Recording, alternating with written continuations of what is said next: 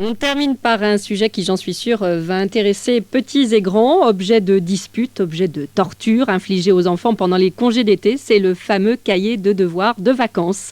Un cahier qui se modernise avec son arrivée sur Internet. Alors faut-il jeter les cahiers de vacances au feu? Et bien sûr, la maîtresse au milieu. Allons-y. Réponse d'Yves Derry. Alors Raphaël, tu fais les cahiers de vacances? Oui, Tu préfères les vacances ou travailler?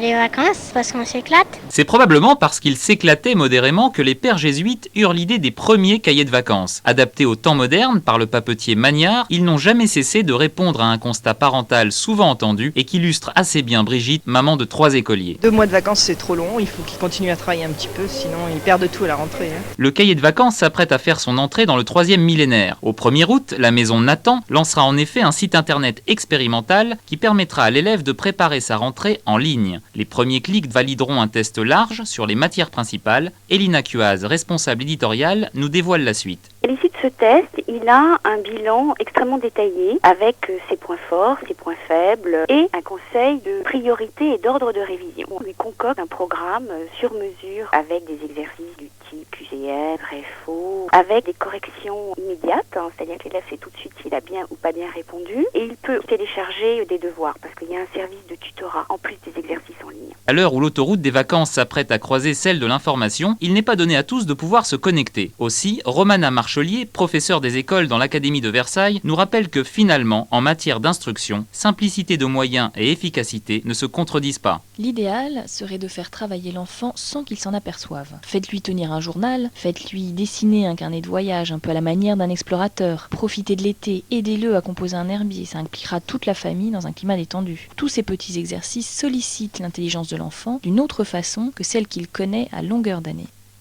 Les Britanniques, toujours aussi délicieusement fous,